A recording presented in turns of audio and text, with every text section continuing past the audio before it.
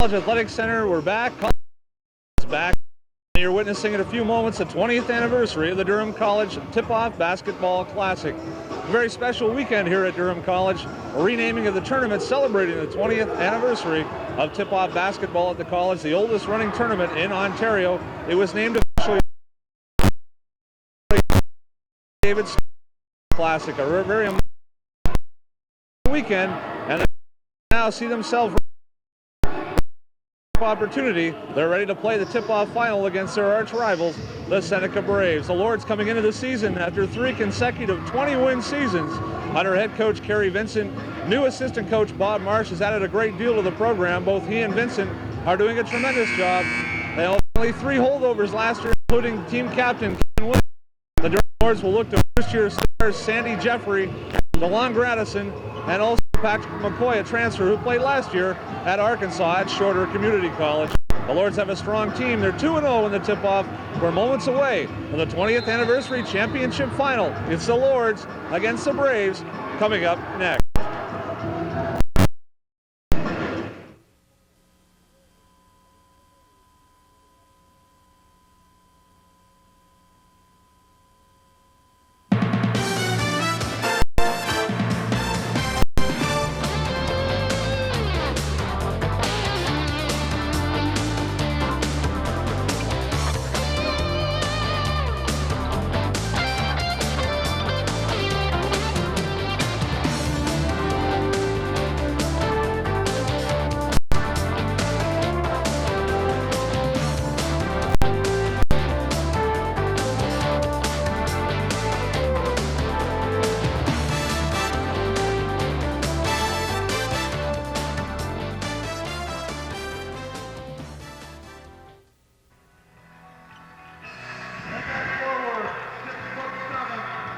We're here at the Durham College Athletic Center, moments away from the tip-off of the 20th anniversary David Stewart Tip-Off Classic here. It's the Seneca Braves from Toronto and the Durham Lords in this year's final, the 7th time these two teams have met. In the 20 years this tournament has run, the longest running tournament in Ontario at the college level. My name is Ken Babcock, joined today making his debut here on Rogers with our college basketball broadcast this season, Nick Capozzi doing the color commentary this season. Nick, great to have you along. Basketball season officially open today. It looks really good. Big question in today's final, can Durham stop Jabo Smith, Seneca's shooting guard, scoring machine? If they can stop him, I think they can win the game. Well, right now we're moments away from tip-off. Today's referees for today's championship final, Mr. Danny Lee, Mr. Gord Black, and Mr. Neil Atkinson. The Durham Lords on their way to the tip-off championship final, are 2-0, as are the Braves. Durham in their opening game of the tournament defeated St. Lawrence Kingston 88-68 in their opening game. They then went on to blow out College from Sudbury in their semifinal 102-72 to get here. Seneca the same route. They defeated Loyalist. A handy game. It was actually a Loyalist lead at the half. Seneca too strong in the second half as they went on to defeat the Belleville College, the Loyalist Lancers, in their semifinal game by 10 points, 63-53. We're ready for the tip-off here. Patrick McCoy for the Lords. He'll get it underway, and Bill Crowdis, number 5 for the Lords, hands off to Sandy Jeffrey, number 10. Jeffrey into the lane, loose ball. Bill Crowdis back up with it. He can't get it to go. Patrick McCoy with an effort. It goes out of his hands, and out of bounds, rather. Possession to Seneca. You'll see all kinds of defensive pressure. Coach Vincent's teams over the last 3 seasons, defense has been the name of the game here, Nick. And especially for Durham, Vincent lives and dies by defense. The offense sells itself, but he prides himself in his teams being strong at the defensive end. As you mentioned in the opening, Nick, here's Jabo Smith, number 21. For Seneca, at the top of the key for Seneca, controlling the play is number 20, Robert Wright. He's guarded by Sandy Jeffrey. We'll watch that matchup tonight. Should be an interesting one. And he finds Jabo Smith on the baseline for 2, and the Braves open the scoring. It's going to be tough to contain Sandy Jeffries. He has wheels like no one else. Here's Jeffrey, number 10, a graduate of Jean Vanier Secondary School, as well as Sean Stewart, also a team member. Sandy taking the point position for Coach Vincent. This just his first year. On the court for the Lords. Here's McCoy. Turnaround. He's fouled. We'll have two shots coming up here on the floor as well. Lester Jones, DeLon Granison. As we mentioned earlier, Bill Crowder, point guard, the field general for the Lords in this championship tournament so far, Sandy Jeffrey.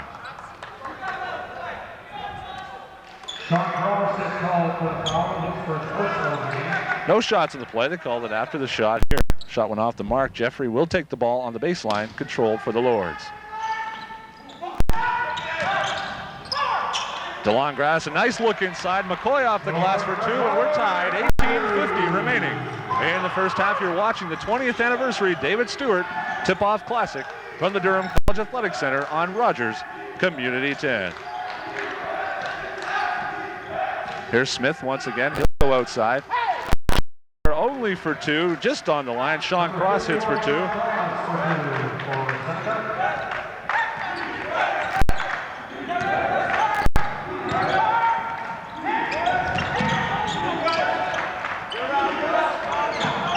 Grandison off the mark for three.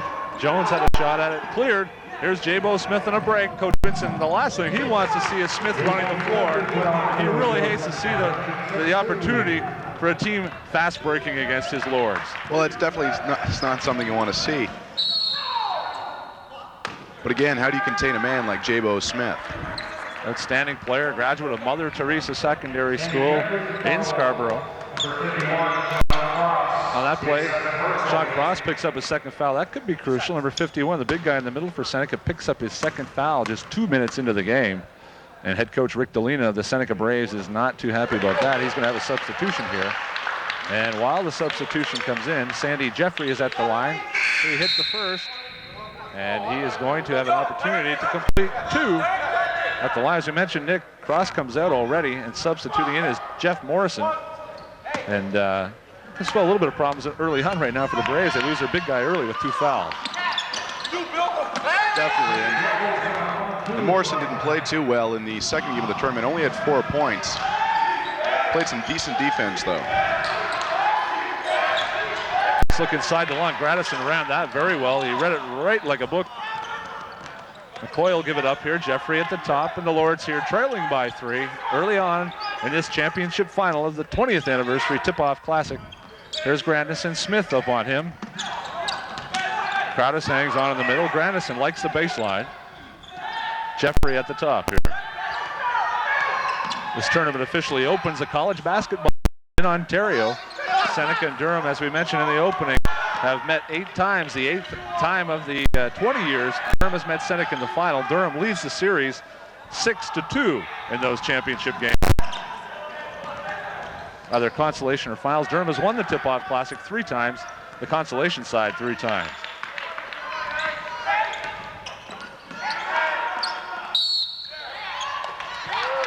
Loose ball foul. Danny Lee to make the call here.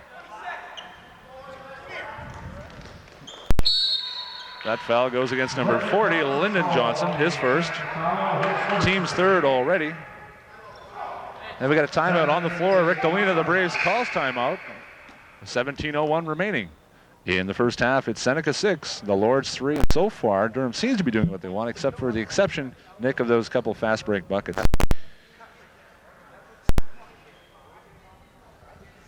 Well, again, it's going to come down to defense. Can they contain Seneca's potent offense? Let's take a look at Coach Rick Delina here. Quick words for his troops. Rick, a veteran coach at Humber College, a member of 2 national championship programs there. Now in his 3rd year now at Seneca College, building a winner for Seneca College and taking his program in the lead as a head coach after serving under Mike Cates for 4 years and also 1 year. And Mike Cates, a longtime storied coach.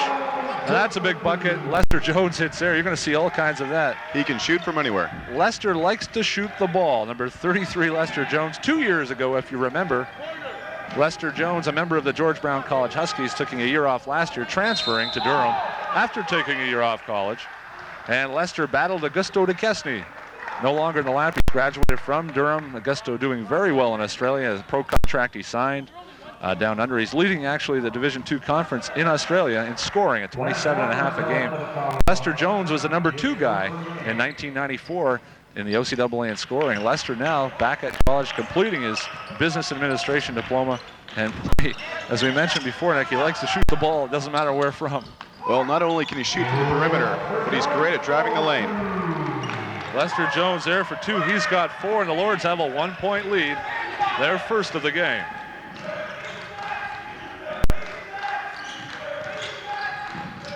Inside pitch, just off the hands of an outstretched arm. It'll stay Seneca ball. McCoy had a shot at it.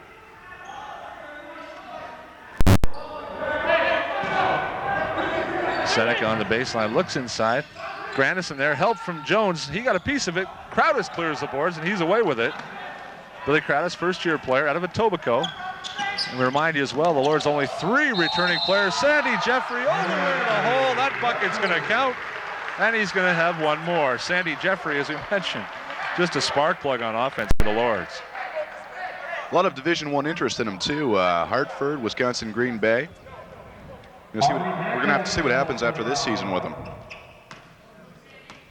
As you mentioned that talk about Division I schools, what's happening now in the States, a lot of the U.S. schools are recognizing a 2-year education here, transferring down to the States after successfully completing community college, and then transferring down, still having 3 years of eligibility remaining. So schools are very interested. In fact, this year, Durham College on their schedule will play Northern Iowa, a Division I school team, coming up in the near future, as well Mercyhurst and Gannon University from Erie, Pennsylvania on their schedule.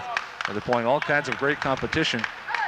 Last season, the Lords were ranked in the top 10 in the country. The last 2 seasons, Coach Vincent's squads have been ranked nationally. In fact, they completed their 3rd consecutive 21 season a year ago. They were 23-9. And Coach Vincent's taken them into the playoffs nationally, ranked every season. The only missing puzzle now is a championship title. And certainly that's the goal of every team with a shot at it, Nick. But the Lords certainly feel they have what it takes this year in the early going to be a serious contender for an OCAA championship title. Well, it definitely looks like it. It's going to come down to defense. Been stressing that all day. Now, it's early on in the season. There's a foul underneath, and it's going to go in the favor of Aubrey Pantlitz. He's going to get 2 shots coming up. Bill Crowdis on the foul there, his first, team second. And we talked about the OCAA and the league. One thing, however, it's very early in the season. The new OCAA structure will see 3 conferences this year, Nick. East, West, and the Central Durham now playing in what is going to be dubbed the Metro Conference, which will consist of Humber, Sheridan, Centennial, George Brown, Seneca, and of course the Durham Lords. And right now, the 4 teams from the Final Four, the last 4 seasons, are all in that same conference now. I don't think you can find a tougher division, especially with perennial powerhouse Humber in there. You're talking the East now with Algonquin as a strong school, St. Lawrence Kingston, but really the West with Windsor's St. Clair College and Fanshawe. But the strength in the center and the Central Division, the Metro Conference, is actually even noticed the OCAA granting 2 playoff seeds in that division based on the power strength of the Central Conference. Much like they do in the Pac-10, they'll give power rankings. It's going to be a heck of a year, and there's going to be some great basketball with Humber and Sheridan and Seneca all visiting the complex this year. It's going to be a great ticket to get and some great college basketball here at the Durham College Athletic Center. You definitely want to come out and catch some of the Lords home games.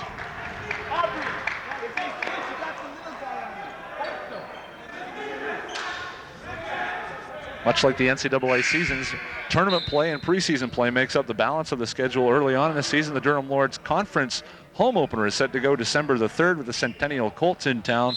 Prior to that, they had their trip to Northern Iowa, to Erie, Pennsylvania, as well as a tournament in Quebec at the John Abbott Classic, and also the St. Lawrence Viking Invitational in Kingston to wrap up their schedule prior to Christmas. And then they get into the conference play, rolling in December, and it continues all the way through January and February. Nice bucket there by number 10, Sheldon Jones, his first. And right now, that pulls Seneca back to within 2. It's a 2-point lead for the Lords, 14:23 remaining in the first half. Jones is another one of those offensive spark plugs on the Seneca Ball Club. Great jump shot, very fluid game, very sound player. Now, Billy Crowder, speaking of sound, draws a delay, and he lays it in for 2, and Billy's off to a tear here. He's got 4, including 2 rebounds. Rick Delina is shouting signals from the bench for Sheldon Jones, his point guard. A pair of 10s out there right now. Sandy Jeffrey against Sheldon Jones. Jones forces it. Grandison, nice lead there. Fortunately, lost control of it for a moment. And loose ball foul goes against Seneca. It's going to go against number 10, Sheldon Jones. And Sandy Jeffrey, just a little too quick. He's lightning quick. He just showed it there. Lightning in the fact he picked up that loose ball. I don't think there's a quicker guy on the court right now. Lord's control here. New 30-second clock on the board. Lester Jones runs it down. Not the guy Coach Vincent wants handling. He wisely gives it up to Jones here.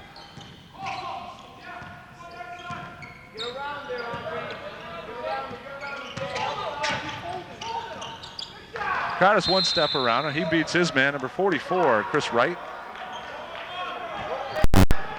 Still Durham possession, 16 seconds on the shot clock. 13:31 remaining, first half. There's Jones. Backdoor sneak play there. He stole it from number 41, Andrew Pantlitz. He lays it in. Stole the ball away from Lester. Take a look at past champions. The Durham Lords champions in 1994 of this tip-off classic with Augusto DeChesney, the MVP. They were also in the final a year ago, upset by Cambrian College of Sudbury. 63-61 in the final. Augusto was a tournament all-star, but a heck of a game from the Shield from Sudbury. Last time Seneca won this tournament was 1992 when Cedric Agard was an MVP at 33 points in the final as they beat the Lords 92-91 in that final in 1992. As I mentioned before, the Lords 3-time winners. They also won the consolation side 3 times.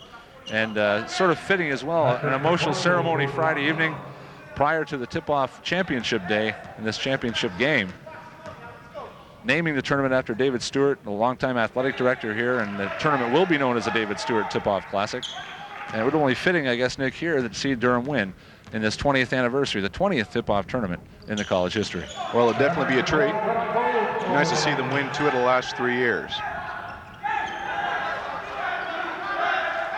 Handling the ball, number 20, Robert Wright. 4-point lead for the Lords. Jeffrey out there with Crowdis, Jones, Grandison, and McCoy. The same 5 that started the game for the Lords. Grandison, loose ball, nice headman pass. Here's McCoy, he'll take it to the lane. Can't finish there, empty-handed for McCoy. Pressure D, and he finds Lester Jones back there as a defensive back, and that's quickly turned over to the Lords.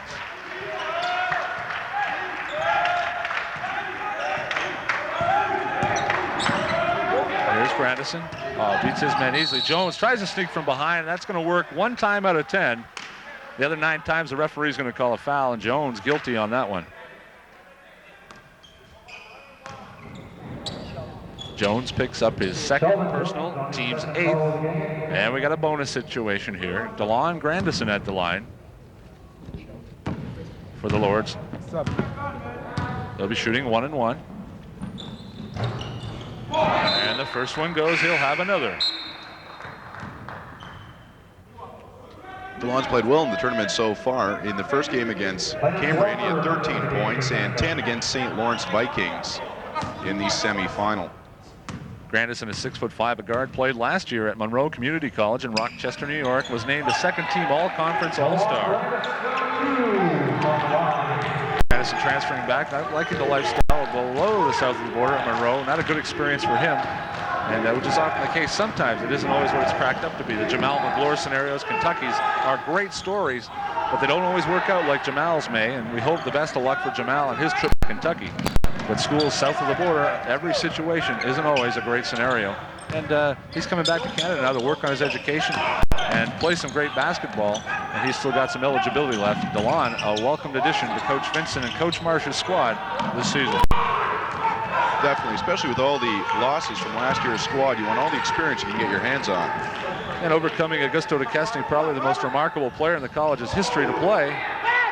After finishing and completing his 2 years of studies here at the college. He has 1 year left, but we probably won't see Augusto wearing a Lord's uniform again. He's well on his way to the pro contract and was a successful player here, and the people who had a chance to see him saw one special player. Guys like DeLon Grandison and Patrick McCoy this year are going to look to pick that up, and it's a real solid squad. The thing about this year's team, Nick, and the Lords, they can go 10 to 11 guys deep and run guys on the floor, and that's something was missing the last 2 years. Quality teams, and Augusto leading the way. They just didn't have enough depth on the bench. Well, for this team to do well this year, they're really going to have to gel with all the newcomers. The team's going to have to mesh. Aside from Captain Kevin Williams, someone's going to have to step forward and really take charge of this team. There is lots of talent, There's Grandison with a nice putback there. Right now it's a 10-point Lords lead. They've quietly snuck it up on the Braves. 11:27 remaining in the first half, and right now Seneca's down by 10. Bill Crowdis, huge board there to Grandison. He's going to beat his man, most likely. And that's a pretty play. He couldn't get it to fall. It's run and gun time now. Dish inside, McCoy up for the block. Cross had a block on that, number 51. That might spell trouble. And it's going to go against Sean Cross, and that's number 3 on Seneca's big man. And he doesn't look too happy about it. Number 51, Sean Cross, attempting a block, got a little bit of body on that. Pinned the ball, but unfortunately called for a foul. His third. J-Bo Smith getting ready to come back in. Patrick McCoy at the line for Durham, first-year player. Patrick, 6'7", played at Shorter Junior College in Arkansas last year and was a first-team All-American in the junior college circuit in the NCAA. Again, another experience. He's back at Durham looking to complete an education, realizing he has to get a job and get on with his future. And Patrick's certainly an outstanding player. He's going to work hard at Durham, and Coach Vincent has been very pleased since Patrick McCoy has enrolled at the college and has been nothing but a team leader. Nice young man.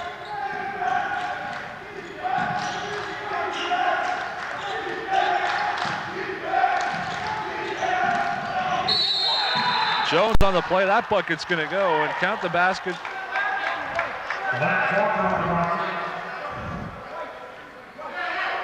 And Lance Walker with a bucket. It's going to go. He's going to get one more. Walker, the Toronto native, stands at 6'3". Nice drive to the basket there. His team trails by 9. We're approaching the halfway mark of this first half of the 20th anniversary Durham College men's basketball tip-off tournament, the David Stewart Tip-Off Classic.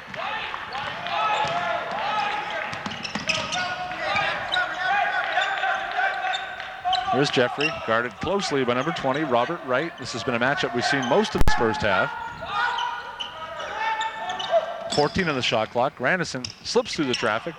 McCoy now with it.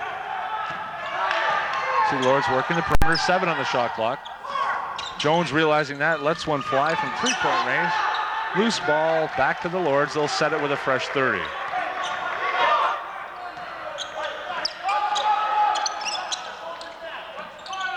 From the right side, 18 on the shot clock. McCoy, quick hands inside, turn around with the left for a bucket.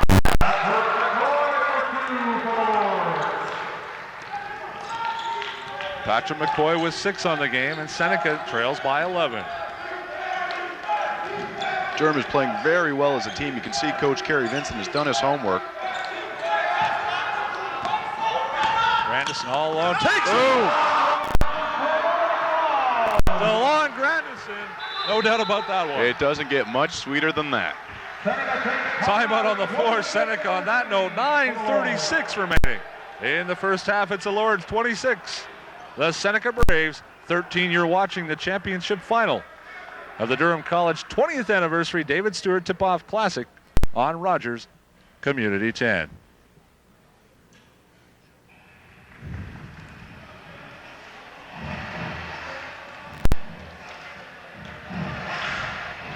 Off for a second here. Must not catch the ball. It can't be a float. Now, defensively, We're going to take a look in a moment here. Let's listen in on head coach Rick Delina, the Braves. stay in the white. One more time. We need a break. You got to work your ass off. Let's go hard. Let's go.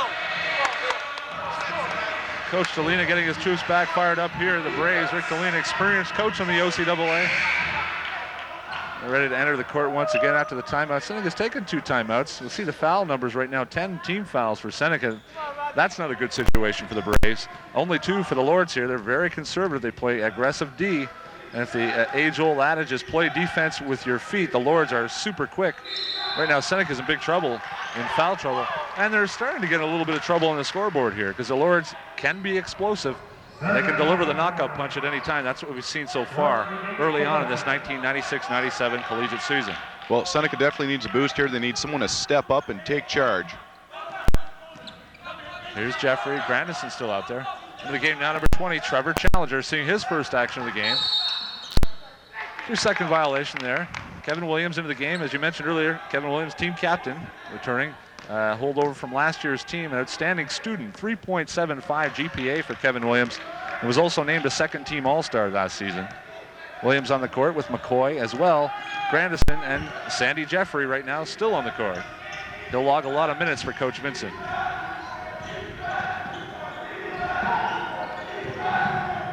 Nice look there. Jabo had the shot, gave it up right into traffic, but Sean Cross makes the best of it with the putback. Very nice play by Jabo Smith. Maybe that's the boost that Seneca needs. Cross with the second bucket. He's got 4. Trevor Challenger outside.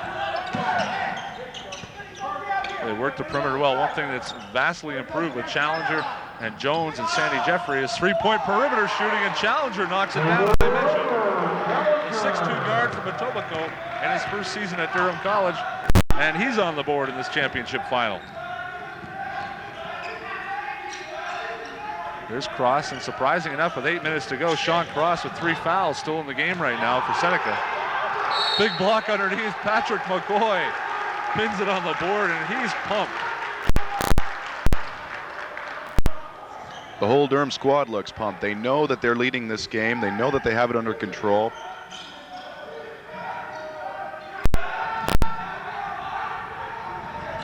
Williams had the ball, unfortunately slipped out of his hands, and that was converted quickly by number 11, Jeffrey Morrison. Quick bucket for Seneca, and they needed it. Now it's a 12-point lead for Durham, and they have the ball.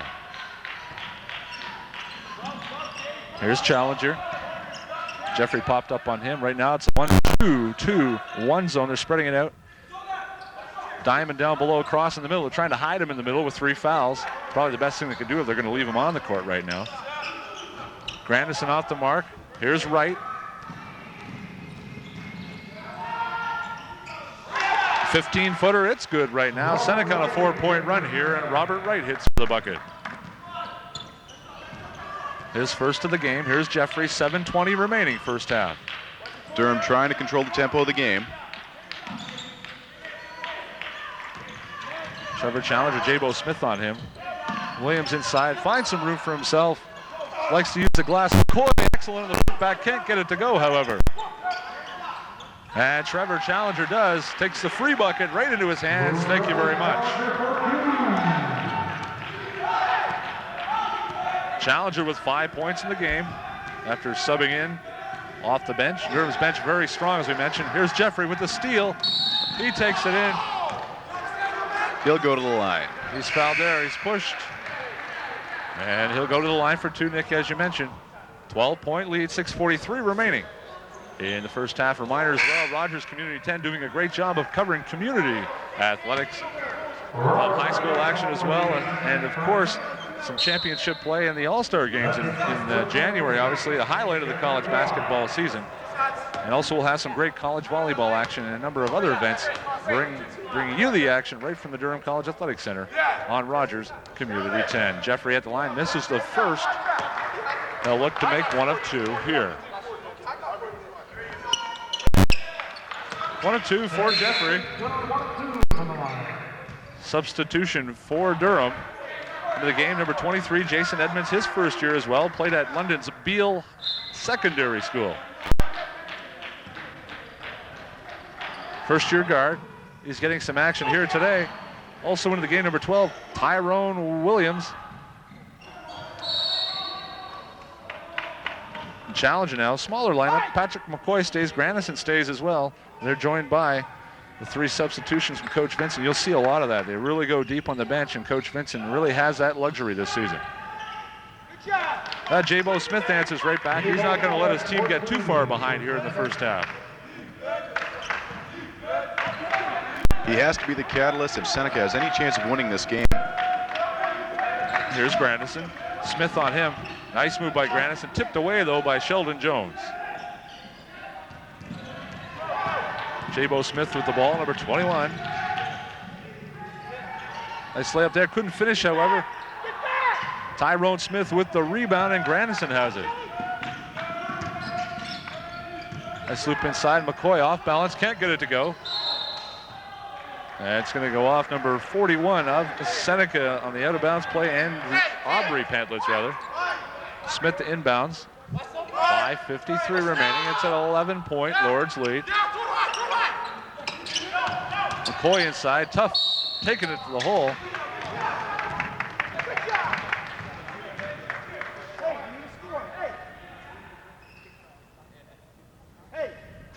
Be Seneca's ball here. A little unsure of the call there, though, Nick.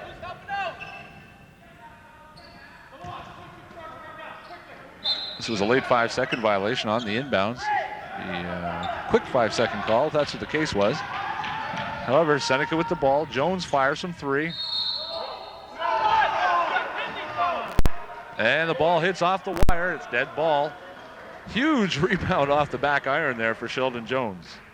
Find your man, let's go. Shelly, get up, baby.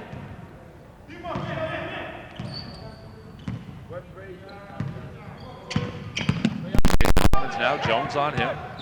Sandy Jeffrey getting his first break of the game so far. Grandison. He gets it to go, and that's a 3. Grandison for a big 3 from the corner.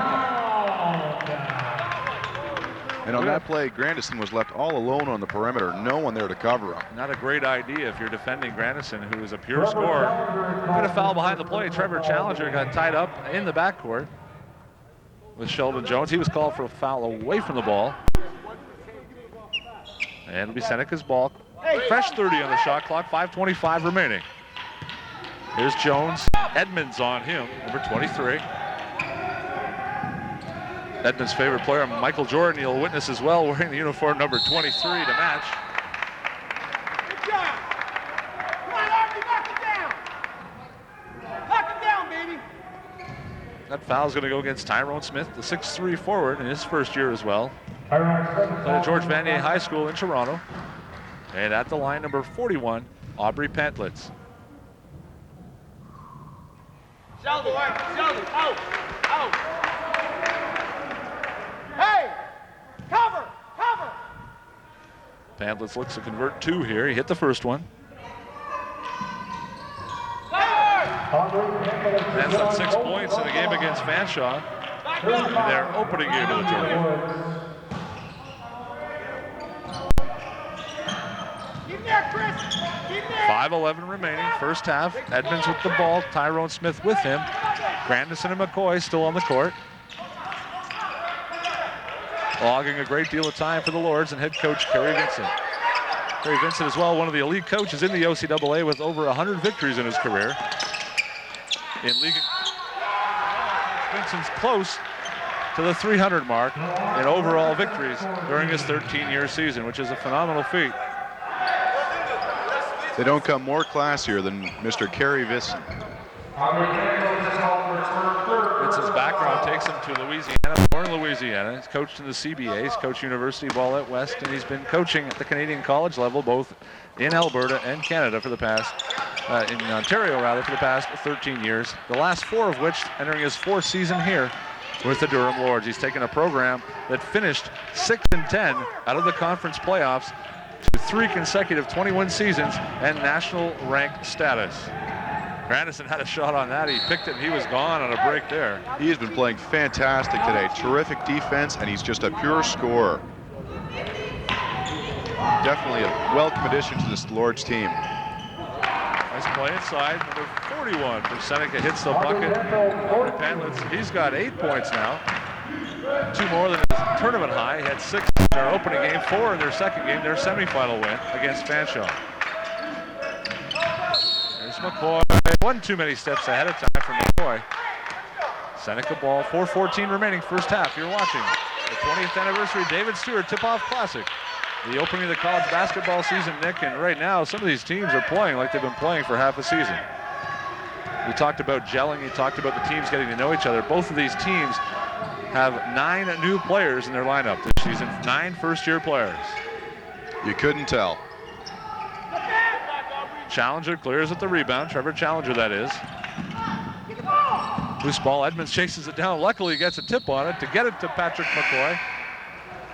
And the loose ball foul is going to go against, I believe, Jabo Smith. Danny Lee signals at the bench. And Patrick McCoy is at the line. It's now 10 team fouls, as we mentioned. 2 shots here coming up. Lyndon Johnson with a second foul for Seneca. The foul is it's corrected by our public address announcer, Mr. Chuck Fay, the voice of the Lords. It did go against Lyndon Johnson, his second. They're in the bonus now. Penalty bonus now. 2 shots for Patrick McCoy. McCoy 6'7" from Etobicoke, Ontario. Played last year, as we mentioned, in Arkansas, a junior college, shorter college in Arkansas. First team All-American, the junior college level in the NCAA last year. Sean Cross and Lance Walker back in for the Braves. And McCoy finishes it off. 15-point lead for the Lords here. 4 minutes to go, first half.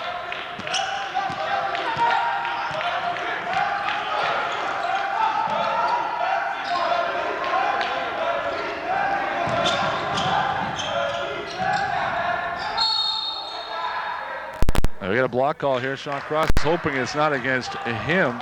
They are very close to picking up his 4th foul there over the back. Possession, Durham, their 5th foul. First foul for McCoy, his first personal. Team's 5th. Bill Crowdis for Durham, number 5, getting ready to come back into the game. Played well in his stint, had 6 points. Crowdis is going to check back in here for the Lords.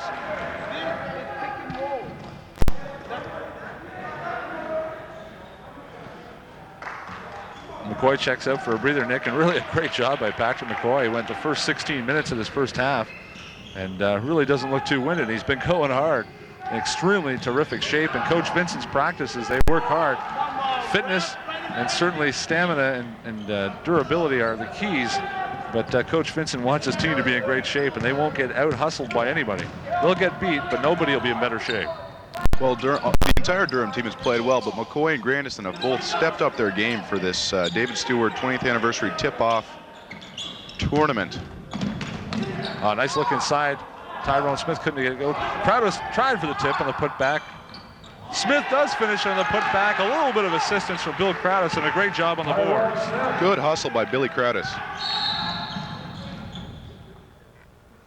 Got a foul here. Sean Cross easily pushed Bill Crowdis out of the way. Foul's going to go against Lester Jones of the Lords, his second, team 6th. They're still not in the bonus yet. 3 minutes to go, first half.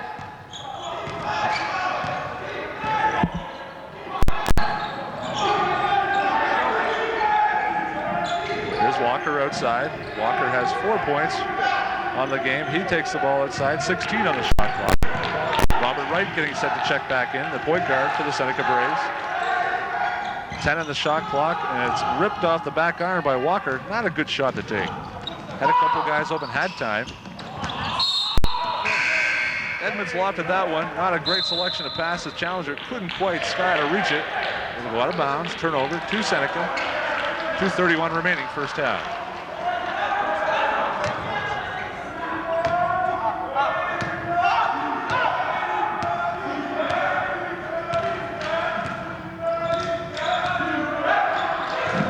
Ball there, Wright's awfully lucky. Fell right into the hands of their big guy, Sean Cross. Bill Crowdis rips down the boards, and here come the Lords. Challenger up, sets for the 3, and looking, so I might have took a look at the line, causing him to travel.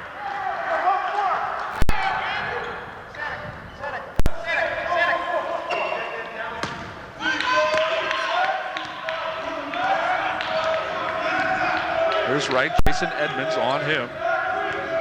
The London native in his first year with the Durham Lords. 20 seconds on the shot clock. We're under the 2-minute mark, first half. Nice look inside. Tyrone Smith comes up with it, but pretty pass there. Teammate just not expecting that at the time. There's Crowdis, gives it up to Edmonds.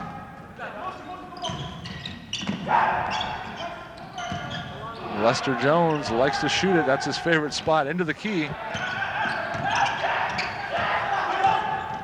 Jason Edmonds, nice drive to the hoop. Unlucky there. He can't get it to fall. Seneca now with the ball with 1:26 remaining, first half.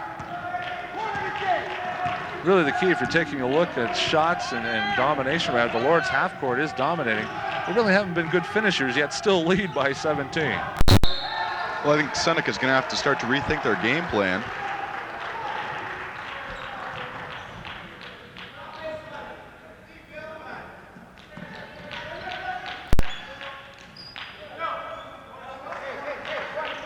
They're down by 17 with a minute and 11 seconds remaining in this first half. Here's Edmonds. Challenger with him, fresh 30. It's a zone still, cross hidden in the middle. He's got 3 personals, the Seneca big man. Played well with 3, he's been in the last 8 minutes with 3. Here's Edmonds, looks inside, tipped away, Wright comes up with it. 50 seconds remaining. And Seneca will control half court. Stolen Tyrone Smith, loose ball, still loose, and the Braves with a bit of a break there. Crowder stands his ground. Nice defensive play. Here's Smith with 30 seconds left. He lays it in for 2. Smith has 4. 24 seconds remaining. 19-point lead for the Durham Lords. Here's Cross, 14 seconds now. Shot clock not a factor. Nice look inside. Wright completes the pass. A nice look inside by Seneca's Lyndon Johnson. 4 seconds remaining. Here's Challenger. 1 second. He gets the shot off the back iron, and that'll do it. Challenger at the buzzer. Can't get it to go. However, 1 half complete. The 20th anniversary tip-off classic at the half. It's the Durham Lords 44. The Seneca Braves 27. Ken Babcock with Nick Capozzi here. You're watching OCAA college basketball action opening the season on Rogers Community 10.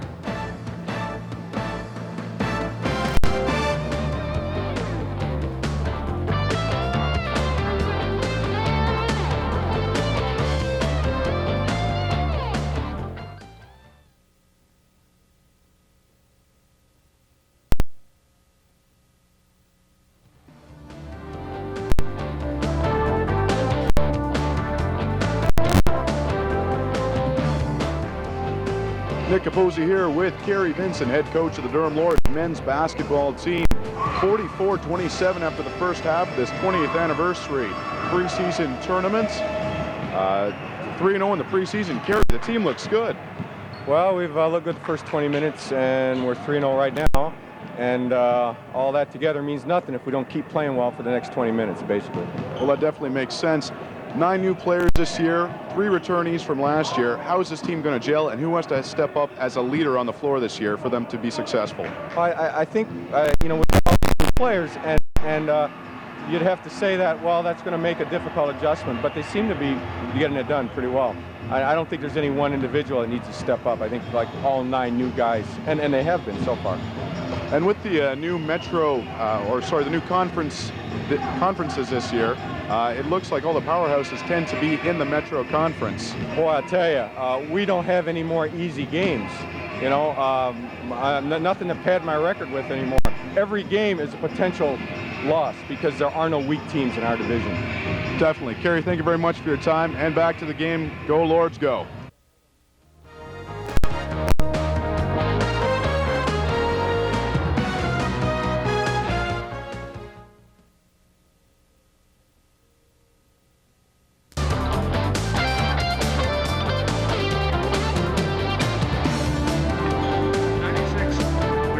20th anniversary of the Durham College Men's Basketball Tip-Off Classic. And Nick, first half you had a chance to talk with head coach Kerry Vincent, and for the viewers out there, Coach Vincent pretty happy overall with this team's play, I think. Well, definitely. I mean, it was a fantastic first half, but they've got to come back in this second half and play like the score is 0-0.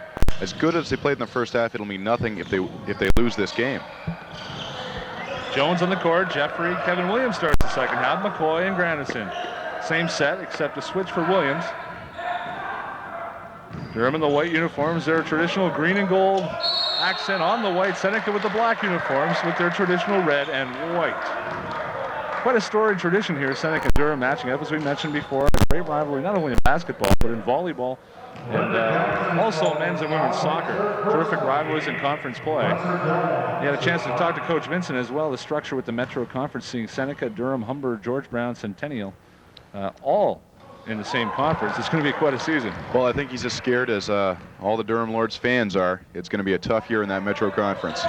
So from what we've seen in the early going right now, Durham appears to have a shot at contending in this conference, and certainly from the early season rumblings and what we've heard across the league, Durham could be considered one of the top two already in the early going. You can't count out the Humber Hawks, five-time national champion recipients, four-time national champion winners, and they went 5 years in a row, and you can't count out the Humber Hawks and Mike Cates' program, so you have to consider them number one right now going in.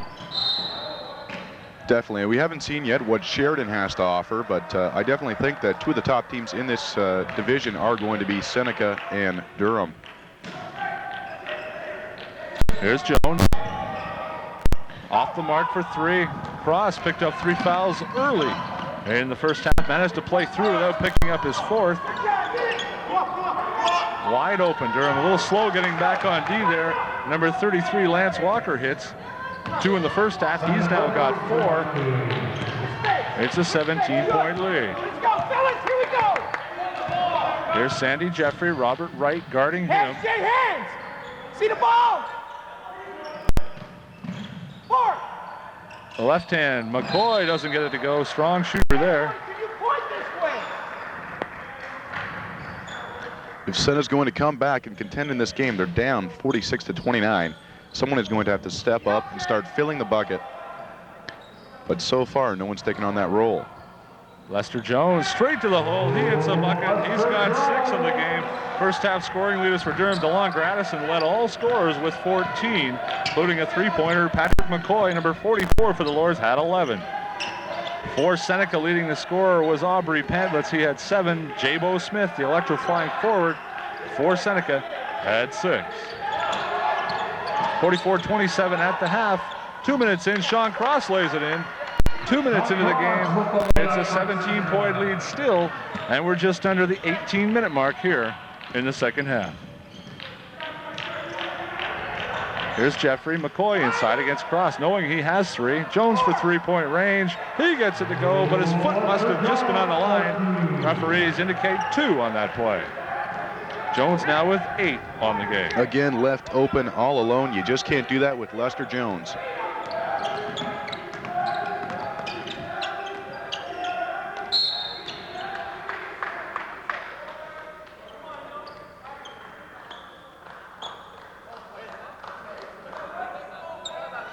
Foul goes against Sandy Jeffrey on that one.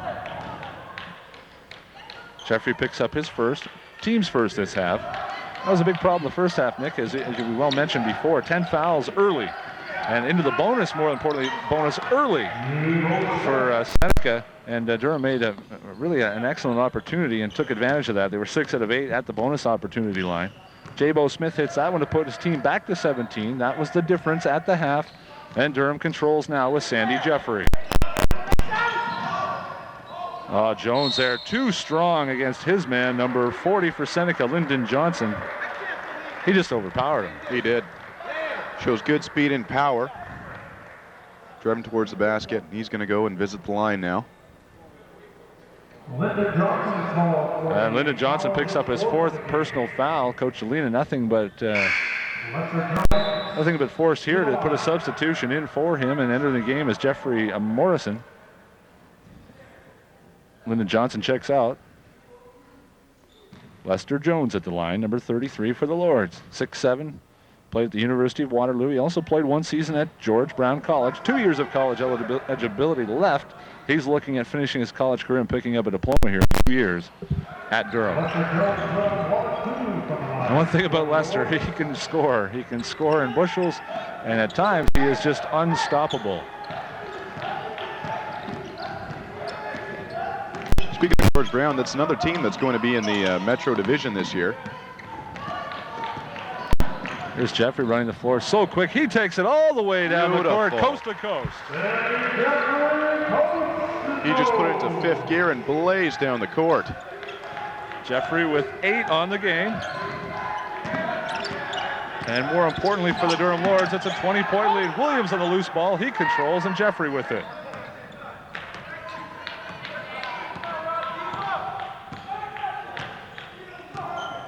Right on him. Really has had a tough time controlling. Jeffrey's really had the opportunity to do whatever he wishes. Tough contact there. No call. Seneca the other way. Jeffrey all the way back to play D. Helps out. And cross inside, finishes it with a nice dish from his teammate, Jeff Morrison. Williams showing why he's the captain, really sacrificed his body on that last voyage to the Seneca net. Right now, Jeffrey controlling once again with 15 on the shot clock. Here's Grandison. Grandison outside, three-point attempt for Grandison's good for three. And it's a 21-point Durham lead.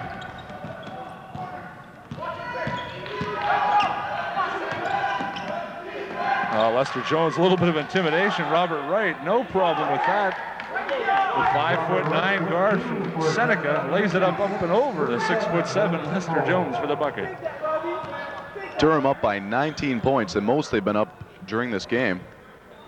Here's Jeffrey. And it doesn't look like they're about to back down. Durham's strong. They can sense right now they're bucket for bucket. Seneca can't play bucket for bucket. They got to have some turnovers. They have to put a little pressure full court on Durham if they want to erase part or all or any of this lead. Here's Wright on the steal from Jeffrey. You don't see that very often. Jeffrey very sound in the turnover department. J-Bo Smith a little light there, and here comes Grandison. Sees McCoy, nice lead, a little bit too far from McCoy. He ran out of room on the end line. Durham so quick again. Here's Williams to the hole. He can't get it to go, and cross clears. It's a 3-on-2 for Seneca. And it's coast to coast now. Jeffrey says, I'm going to take it myself. Guys feed you twice, you don't make any effort to finish it off. Jeffrey takes it all the way down for two. And that was just a sweet play. What a fine young player Sandy Jeffrey is in his first season with the Durham Lords and his first season of college ball. Got a timeout. Seneca on the floor to score with 14:30 remaining in the second half. It's Durham 58, Seneca 37. We take a look at Coach Vincent. Let's see if we can listen in on him. All-Canadian Athletics, Shumpert, Harvey, Foley, Canada, and the Sherman Division of General Motors. Trevor, you got to be aggressive in the zone. Coach Delina obviously a little bit frustrated with his squad right now. Just They can't make seem it to 3 cut out the of this, lead. and we're having trouble stopping them. So you just got to keep playing hard. Doesn't matter what happens, just keep playing hard. Now listen, I spoke to Robert there. What we're not doing is giving up the ball early. We must give up the ball and make them pay because you are coming down, you're doing good things, you get a steal, and we throw the damn ball away, they go down and score. That kills you. Every possession, like I said. Now, dig in the zone, work hard until I tell you to match up. Let's go. Keep the hands up, guys. Keep the hands up. Rick Delina is summing it up better than anybody could right now with his squad. They are doing good things. They're just not being able to cut into that lead right now, which sits at 21 points. You can tell he's frustrated, but when you take a look at Coach Kerry Vincent, he just looks relaxed. He knows that they have the lead. They can play sound defense, control the ball, control the tempo. They're up by 21 points right now. 14:26 left in the game. Here's Sheldon Jones, Jeffrey on him. Steal there, McCoy got a piece of it. Jeffrey tries to help out, but Jones still with it. Bill Crowdus, not a good pass from Sheldon Jones. Crowdus makes the pay. However, he didn't see his man closing from behind. Nice hustle from Crowdus, loose ball, and right now it's fire wagon basketball. Got to give both teams credit for hustling. But Seneca just can't seem to find the net. Foul away from the play. Looks like it's going to go against Bill Crowdus, number 5. Under the basket. Crowdus picks up his second, team second this half.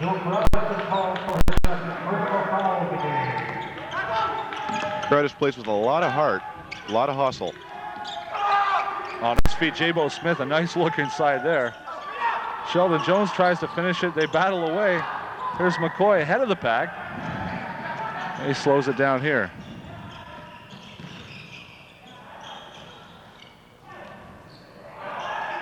McCoy, big rebound there, blocked away.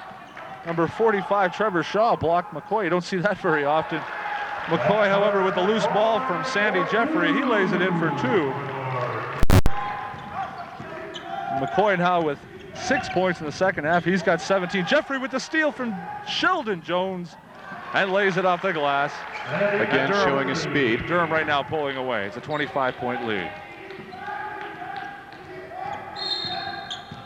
And you definitely got to wonder if Seneca feels beat. Jabo Smith a little frustrated there. Jeffrey a little tired of the play, asks for a substitution. Less than hard, Jeffrey's going to come out. Trevor Challenger's going to come in, replacing Sandy.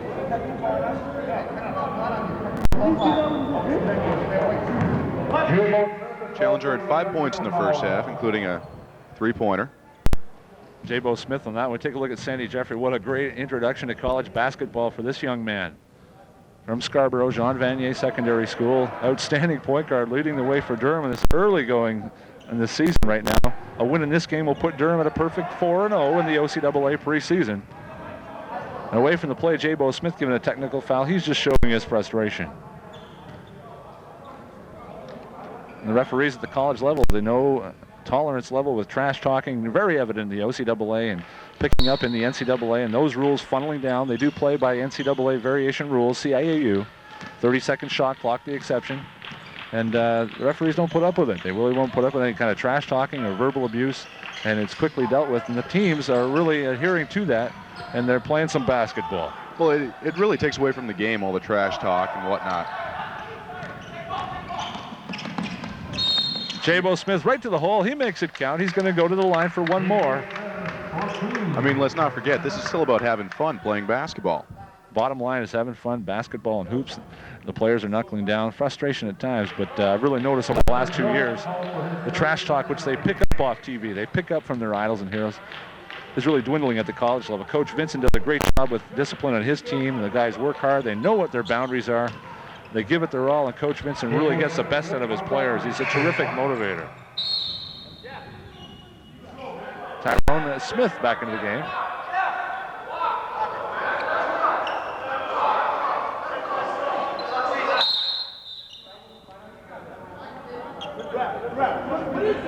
(63-40), 12:45 remaining in the second half. The substitutions here.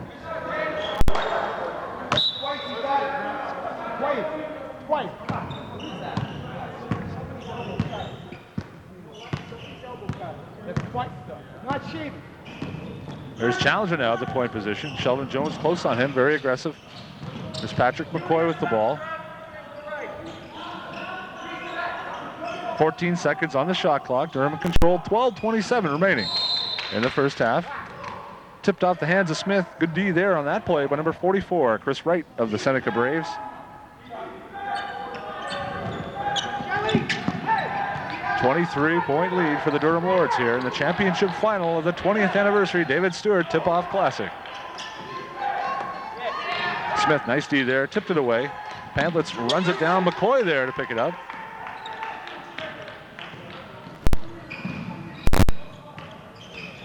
Tyrone Smith with the ball, 6'3", first-year player of George Vanier High School in Toronto. There's McCoy to the lane. He can't get it to go. Grandison with an attempt, and Jabo Smith clears.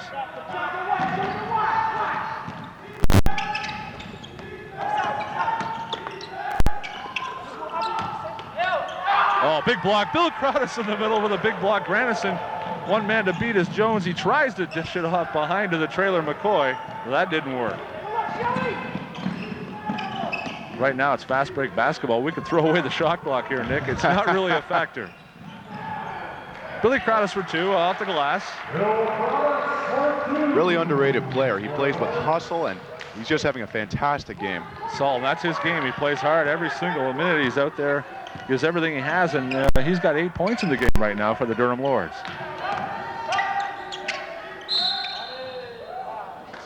Nice move inside. Inside play by Chris Wright. Very impressive there. You have to hit the score sheet, but that's a nice move, and he's going to get a chance to do so right here at the line. Sandy Jeffrey back in. DeLon Gradison checking out. The other point guard's back in the game for the Lords after a quick breather. And Jeffrey logs a lot of time for the Durham Lords here.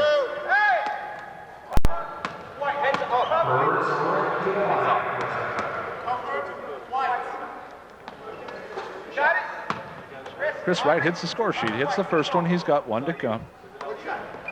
11:07 remaining, second half. You're watching the Tip-Off Classic, the David Stewart Tip-Off Classic on Rogers Community 10 from the Durham College Athletic Center. There's Tyrone Smith now, number 12, controlling the ball.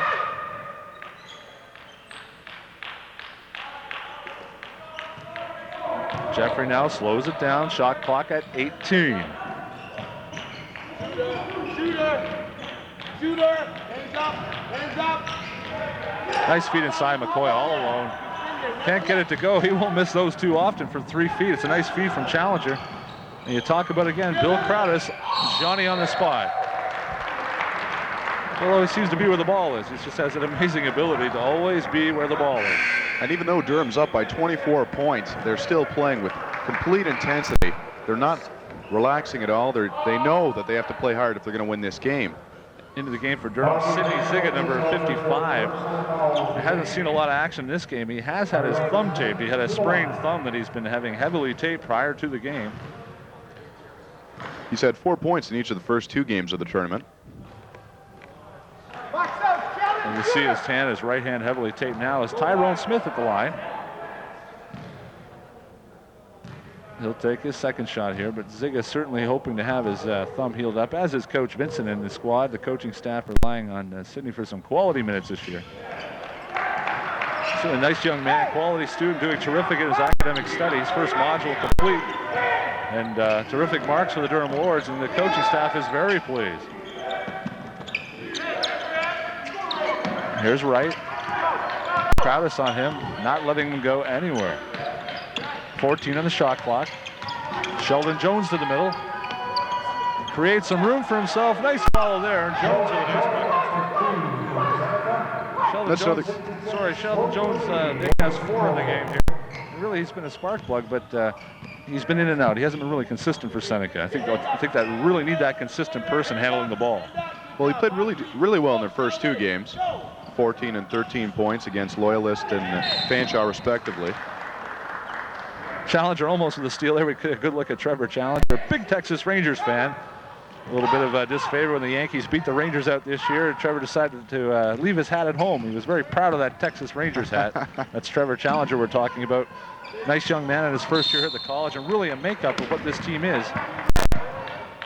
10 first-year players starting tonight on the lineup out of the 12. Well, after Challenger played in Rochester last year, you'd think he'd be a Yankees fan. I think so. Apparently he's not. Here's a good look at Sidney Ziga, as well as the right hand heavily taped. He'll match up against Cross. The big man has played very well, Nick, because 3 fouls early. He's played tremendously well. Not fouling out of the game or getting in serious foul trouble after that. He has posted up very well in the second half, especially. Bill Krause there missed his man on that one. 9:33 remaining in the second half. Seneca doing everything they can, hence the fast pace of this game. It's running down. Seneca knows they got to move the ball. And really, it's not the kind of game they want to get into with the Durham Lords, because they can run with the best of them. No, but it's fun to watch. 66-43. The score, Durham up now in the second half. Tyrone Smith to control.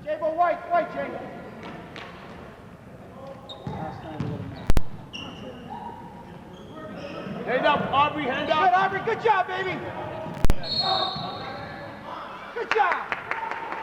No room on the baseline there. They'll turn it over. Smith ran out of room. Hey, Shelly, corner. It's the opening game of the college basketball season on Rogers Community 10. Also the opening weekend of OCAA college basketball, the 20th anniversary Durham College Tip-Off Tournament. And what a year it's going to be. We've got some exciting hoops. If this is any indication, the Durham Lords will be a hot ticket in town in the Durham region. I'd also remind people in the viewing audience as well, the Durham College complimentary ticket program is available for all elementary schools and high schools in the Durham region who wish to bring their teams and team members and family up to games. Free tickets are available in groups of 30 maximum. You should call the Durham College Athletic Center at 721-3040 to place your order, or contact your local high school, elementary school teacher for more information. Tickets are free up to 30. All games in the schedule are available. As well, opportunities to win tickets to the 1997 OCAA Chevrolet Basketball All-Star Games in January, hosted right here at the Durham College Athletic Center. And that's always a lot of fun. There's Sandy Jeffrey, 9 minutes to go in the second half. Durham increasing their lead at times. They're still with a lead of 22. Jeffries is such a good offensive player, it sometimes overshadows his great defensive abilities. Trevor Challenger there for 3.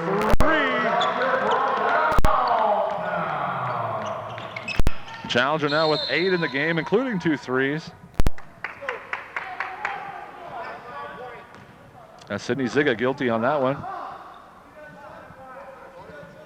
Direct opposite of the second half now was the first half. Quick look at Coach Vincent, but Durham's now in the bonus area. They have 8 team fouls second half. Sean Cross at the line here. He's got 6 points, looking to add to that and also try to get Seneca in some kind of a run. Nice tip and a putback there, but number 41, Aubrey Pandlitz, he's the leading scorer for Seneca right now with 11 points. Here's Jeffrey just over the 10-second line. Trevor Challenger, Jeffrey now trying to find some room, does. Whack from behind there. That foul's going to go against number 44, Chris Wright.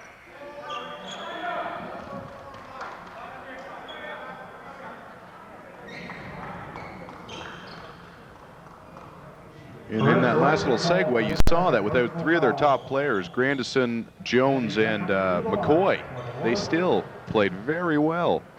It's a very deep bench. As we mentioned that before, they can go 10 and 11 players deep, and that's really going to be a bonus for the Lords. Not many teams can claim that. In the past, the successful teams, Humber, which have gone on great runs, and their success have all been attributed to teams that can go 9 and 10 deep and run guys in and out and keep the fresh troops out there and keep fresh legs out there. And it's really a nice luxury, and Coach Vincent's very pleased as you talk to him at halftime about what's happening so far and what things can be expected this upcoming season.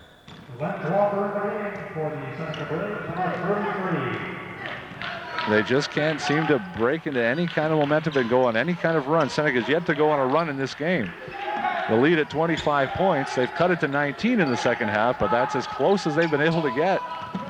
And Sandy Jeffrey, ever so quick, cross back down the court. And Lester Jones with the feed straight down. How about that for Lester? Forget the three-pointers. Lester wanted to put one down. That's on the highlight reel. Here's Quick, Sheldon someone Jones. called TSN. Unbelievable. Sheldon Jones here. They might be only interested if the backboard broke, I believe, on that one, which has happened before at Sheridan College, where they made the TSN plays of the week. But certainly that was a highlight of the week right here for Lester Jones. Here's Grandison. Nice look inside. McCoy. Cross on him. Left-hander doesn't go. Cleared by Walker. Seneca tries it now. Cross all the way down the court. Loses control of the ball there, unfortunately. I think he was looking for the field goal. He was trying for it. It did go up and over. However, Cross, great play defensively. Got in the face of Patrick McCoy. First guy down the court with a chance, Sean Cross. Timeout on the floor here. And we have 7:25 remaining. It's 73-46, the Durham Lords lead. And Nick, right now, Coach Rick Delina knows it's really tough for them to make up ground. They got to start working on things they're going to take into their season and to their next tournament event. Seneca's on the road again as well. The Durham Lords with some big trips coming up to Northern Iowa to play Northern Iowa's Division I team in Iowa. And as well, they're traveling to Pennsylvania. The Durham Lords and women's program as well. The Lady Lords will be traveling to Mercyhurst, Pennsylvania, which is located in Erie. And they'll play 2 games that weekend as well. All these games making up a terrific preseason as Durham looks forward to their conference home opener, which isn't until December 3rd against the Centennial Colts. The Durham Lords will open. And who better do you want to open against your collegiate season on November 19th? They'll open against the defending Ontario champions and 5-time national champion Humber Hawks. No doubt. You know, you got to give... And the Hawks, if you want to draw anybody, might as well get them out of the way early. They're going to have some great competition early to get into, and Coach Vince is looking forward to that. It is on the road. It is at the Humber Athletic Center, the Gordon Ragg Community Center on campus at Humber. And I think the Lords are looking for a little bit of revenge the last couple of years. Humber has really had their number. I think Humber's had everyone's number the last couple of years. They really have. And a terrific program. Doug Fox has worked with there, not just basketball, but an overall program. And they put a competitive program. Mike Cates, the head coach, a lot of credit with that and his involvement with the national team.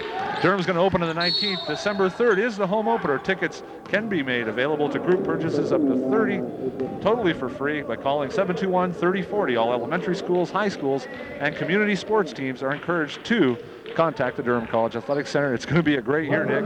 Great basketball, and the price is right. I think so. And, you know, you got to give a smaller school like Durham a lot of credit. A small school, I'm not sure the population, I think 4,000? Yeah. And, you know, you compare that program to Humber's program, where Humber has 15,000 full-time students. So You know that the staff here has worked really hard. Kudos to Coach Vincent and the entire team. I appreciate that's often asked as well in the department. We run and coordinate our program. A terrific job our staff in the athletic department do. We rely on Michael Duggan and Karen Richards, Lynn Waltham, and certainly Richard Eustace in the department to do the things behind the scenes.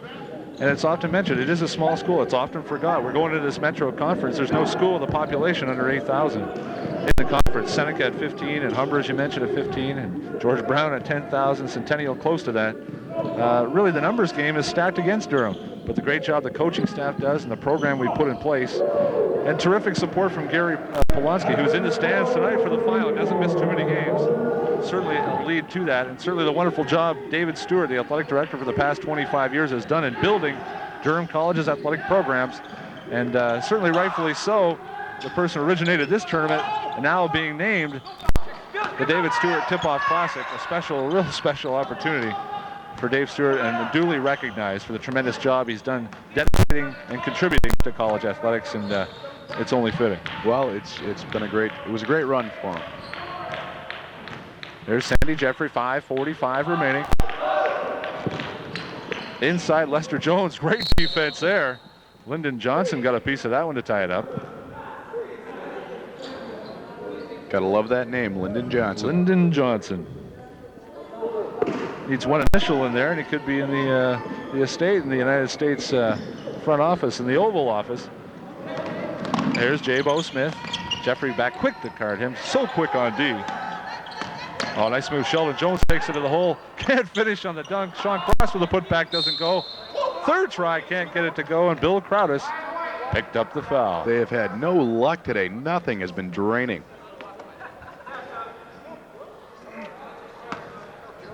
.28 lead. Cross at the line.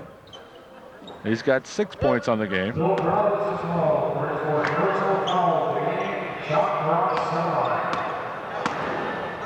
And you can see the look on Sean Cross's face. He looks defeated. He hits the first one. A competitor he is.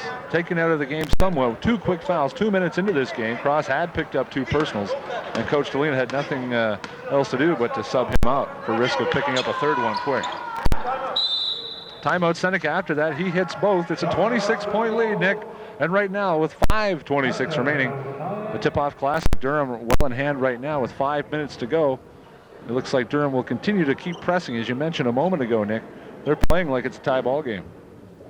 Well, that's the only way that you're going to, in a situation like this, in a high-pressure situation of a tournament of this caliber, the only way you can stay competitive is to imagine that the score is 0-0 and you're starting fresh. Just play it out. You understand? Play hard and play it out.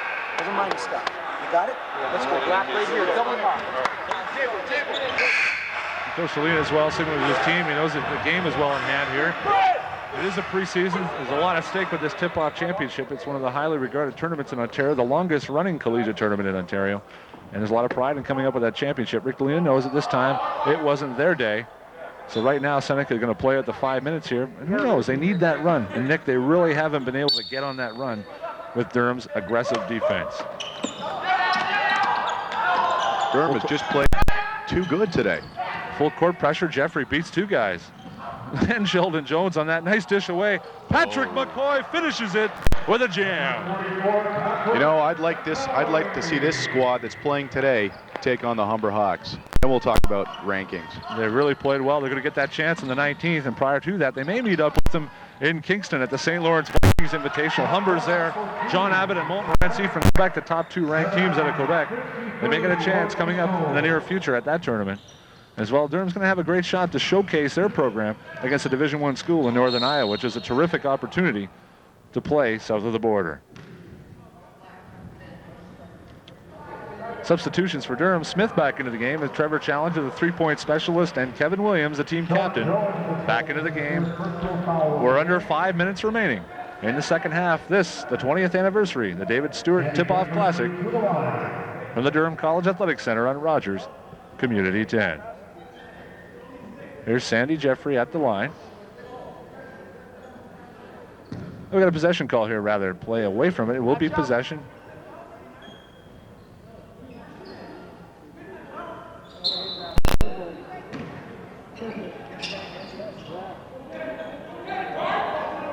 Challenger gives the ball up here. It's inbounded to Smith. Still a nice backcourt here. Jason Edmonds doing a great job in the backcourt in his time winning the game. And here's Grandison. And he's just a pure scorer. Nice play there. Williams. Inside Cross gets a piece of it, controls it for his team, and back come the Braves. And again, they got to force it there. Smith did a nice job just keeping the ball in possession. 18 in the shot clock.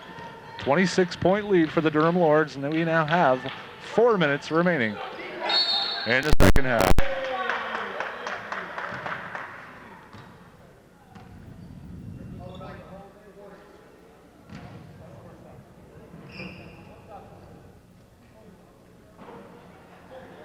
Sean Cross going to the line here. He'll shoot bonus. We're into the penalty bonus, so it is 2 shots. 10 team fouls.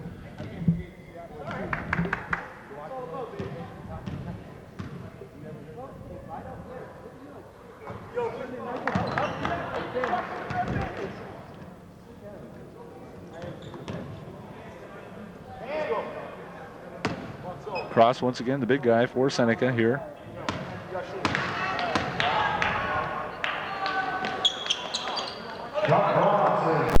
And he hits one there, 25-point lead now. And Trevor Challenger controls the ball. The Durham Lords next action at home. Their home opener December 3rd at the Durham College Athletic Center. Game time 7:30. The Durham Lady Lords and Marcy Scribe, Julie Goodhouse, and Chantel Marsh will hit the floor as well on that night in a doubleheader. College basketball action next up on Rogers Community 10 that night. As we mentioned before, tickets are available by calling the Durham College Athletic Center at 721-3040. There's Seneca, a bit of a run now, 3-point run. That was a real nice stretch of the lane by Cross there. Really was. He can play. Foul trouble again early cost him. 3:24 remaining, but with a run that Seneca right now needs is a little more than 3. I think so. 3 minutes, 21 seconds left. 81-56 for Durham College.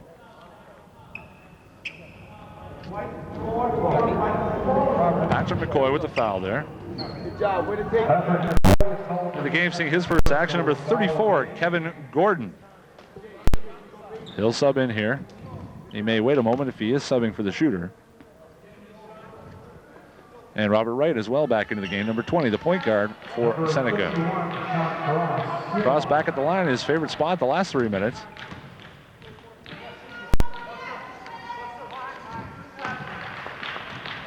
Cross from Bradford, Ontario, stands at 6'6".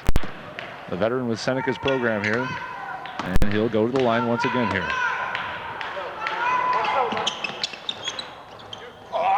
Off the mark. McCoy with it. Lots of hands slipping there. And you can see Seneca's defense starting to swarm Durham.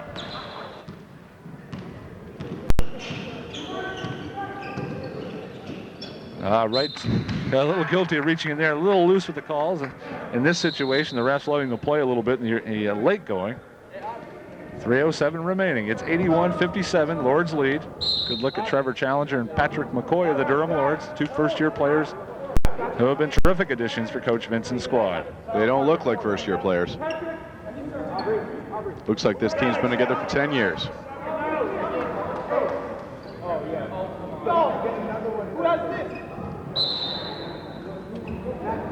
Chris Davies seeing his first action here, number 4 for the Durham Lords. Out of Scarborough. Here's Smith, back to Challenger. And Challenger finishes it off nicely there. They're going to play it out here, do some of the things. They got some guys in here, haven't seen a lot of action as well.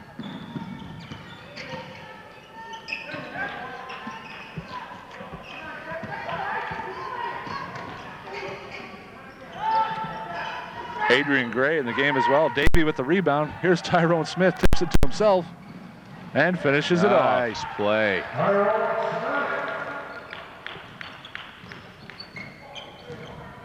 Mention as well, 2:23 remaining. The theme at Durham College this upcoming year, it's a Hall of Fame year, leads to and directly relates to April 11th's first ever induction ceremony, the Durham College Sports Hall of Fame, which will open its doors this April 11th, 1997. To commemorate 27 years of intercollegiate athletics, Chris Davey hits the score sheet. That's nice to see. Doesn't see a lot of playing time, but the first-year guard hits the score sheet here in the tip-off final.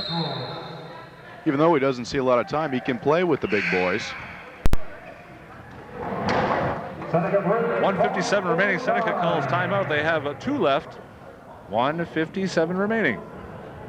It's academic now. They'll play it out, working on some things for the season, get some guys in.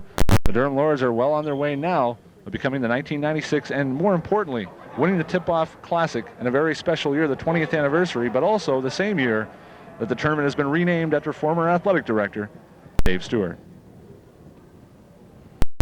22nd timeout called here. They're back on the floor. As we mentioned, the Sports Hall of Fame opening at Durham to recognize former student athletes, coaches, builders, and also teams that have given significant contribution and tremendous accountability as student athletes, as coaches, and building and fostering Durham College's wonderful tradition of excellence in collegiate athletics. Many graduates have gone on to important jobs and in the community and leaders in the community, and recognition of their contributions while at Durham will take place April 11th with the first ever induction ceremony at the college. The Sports Hall of Fame will be located on the second concourse level here in the Athletic Center with pictures, framed artwork, as well as the Hall of Fame clearly marked for all people to see who visit the Durham College Athletic Center. So it's a wonderful thing, Nick. It's going to start the first year. It's been a long time coming, and it's going to recognize some wonderful people. Well, a lot of great sporting history at this school. Can't deny it. There's Smith, 1:28 remaining. One of the people someday down the road that may be recognized, Augusto DeCastney, probably the most singular, most talented basketball player to dress for the Durham Lords and play. Holds every Durham College scoring record, including the single game scoring record of 42 points in a single game. And he set that last season. He also broke the record originally of 37 in his first year of 40, but he had to go and better it by 2. And just a phenomenal athlete. He holds a single season record in scoring in a game for the Durham Lords at 42. Just a fantastic player. It's hard to find a gem like that. We talk about scoring and scoring leaders. Everyone's familiar in the NBA. Wilt Chamberlain, 100 points in a single NBA game. That record far outreached even by Michael Jordan in today's. Jordan hit for close to 80. We talk about scoring records. A single game scoring record in the OCAA for a single game is held by Marv Snowden in 1973-74 season with the George Brown Huskies. He had 87. 87 points. Comparable to Wilt Chamberlain's 100. It's just remarkable that no one has come near that. And that record's probably going to stand for as long as Wilt's will ever stand in the OCAA. 87 points, just an amazing total, as was Wilt's of 100 points. It's just unbelievable to understand, unless you were there to see it. Well, you look right now with 49.3 seconds left in the second half. Durham College has 87 points. Well, they could have used Marv. Throw another 87 on the board, they'd be in big trouble. 87 points in a single OCAA game. Augusto DeCastney with the Durham Lords single season record of 42. We're going to see lots of scoring here. The ideal thing for Coach Vincent, he's got 8 or 9 guys he can rely on to score in double digits every night. He doesn't have to go to the one guy every night. Definitely, and he's been feeling out what he has today. Smith finishes it off there, full court. They keep the ball alive. Off the glass, nice back there. Aubrey Pantlitz again. He's got 15 now to lead all Seneca scores. We're down to 25 seconds. The 20th anniversary Tip-Off Classic. It's a David Stewart Tip-Off Classic. It's in the books. 18 seconds to go. Kevin Williams, the captain of the Durham Lords, takes it to the hole. And ironically, he'll finish it off with a bucket. It'll go. What a better way to finish to see the team captain, a very integral part of the team. Hit a bucket here, 91-63. Durham will win their 4th ever Tip-Off Classic, and again, it's only fitting they win the 20th anniversary. And Seneca will go home as well and prepare for their next action. It's going to be a heck of a basketball season, Nick, and we're glad Rogers Community tends along. There's some great action we can bring to the community, and we're going to see all kinds of it here at Durham College. Hey, I'm excited. Are you excited? I am excited plus. Keep in mind, this is only the preseason. Yeah. At the buzzer, it doesn't go, and the final score. The Durham Lords 92, the Seneca Braves 63. We have got ceremonies coming up now, the presentations of all kinds of awards here. Durham's the winner. Nick, your closing comments on today's final. Well, I think it was a fantastic game by both clubs. Even though Durham dominated in the score 92-63, they just played well. It didn't look as though They have yet to gel. They look as though they've been playing together for years, even though there's 9 first-year players on this team. Seneca looked a little disorganized, but you can tell the talent's there. Some of their top players, Sean Cross, foul trouble early. Other players, J-Bo Smith, did not necessarily step up like he's capable of stepping up. All in all, they have a lot of talent there, a lot they can work on. I think both of these teams are going to be at or near the top of the Metro Division this year. The Seneca Braves will certainly be heard from again. Rick Dolina does an outstanding job. This day belongs to the Durham Lords, the Durham College Athletic Department celebrating the 20th anniversary, and this is their day. The Durham Lords on this day defeat Seneca 92-63 to capture the 20th anniversary Tip-Off Classic and open the college basketball season on a very positive note. Coach Vincent's squad now 4-0 in the preseason. For Nick Capozzi, this is Ken Babcock. Thanks to all the Rogers crew for a terrific job in opening this season. We'll see you next time on Rogers Community 10.